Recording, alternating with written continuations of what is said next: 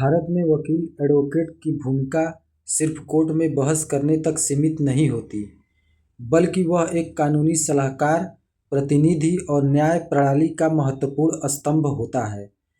वकीलों को उनके अधिकार और शक्तियां मुख्य रूप से एडवोकेट्स एक्ट 1961 के तहत मिलती है। इस कानून के माध्यम से उन्हें देश के किसी भी न्यायालय में प्रैक्टिस करने का अधिकार दिया जाता है। अब हम विस्तार से समझते हैं कि एक वकील के पास कौन कौन सी लीगल पावर होती है। कोर्ट में पेश होने और बहस करने का अधिकार। वकील की सबसे बड़ी शक्ति यह होती है कि वह अपने क्लाइंट की तरफ से कोर्ट में पेश होकर उसकी बात रख सकता है, चाहे मामला सिविल हो जैसे जमीनी विवाद, कॉन्ट्रैक्ट, या क्रिमिनल जैसे चोरी हत्या। वकील जज के सामने तथ्यों और कानून के आधार पर दलील देता है। यह अधिकार इसलिए महत्वपूर्ण है क्योंकि हर व्यक्ति कानून की बारीकियों को नहीं समझ सकता, इसलिए वकील उसकी आवाज़ बनता है। केस फाइल करने और कानूनी प्रक्रिया शुरू करने की शक्ति। वकील अपने क्लाइंट की ओर से कोर्ट में केस फाइल कर सकता है। इसमें शामिल है मुकदमा दायर करना, जमानत आवेदन देना, अपील करना, रिवीजन फाइल करना। इसका मतलब यह है कि एक व्यक्ति सीधे कोर्ट में जाने के बजाय वकील के माध्यम से पूरी प्रक्रिया को सही तरीके से शुरू कर सकता है।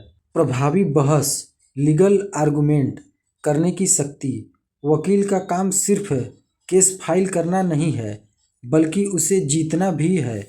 इसके लिए वकील कानून की धाराओं, पिछले निर्णयों और सबूतों का उपयोग करके मजबूत दलील देता है।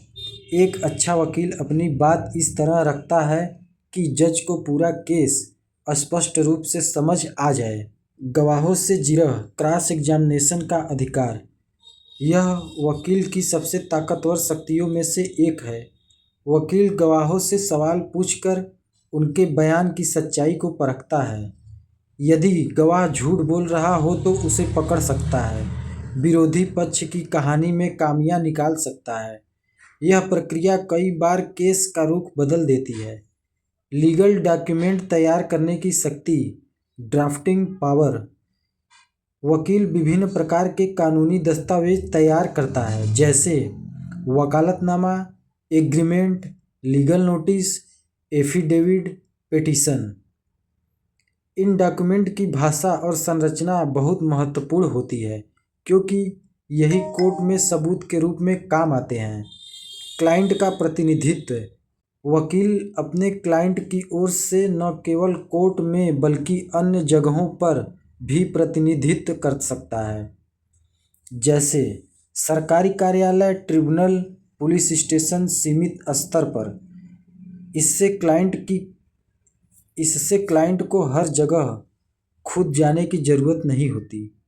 गोपनीयता बनाए रखने की जिम्मेदारी। वकील और क्लाइंट के बीच जो भी बातचीत होती है वह गोपनीय होती है। इसका मतलब यह है कि वकील अपने क्लाइंट की जानकारी किसी तीसरे व्यक्ति को नहीं बता सकता।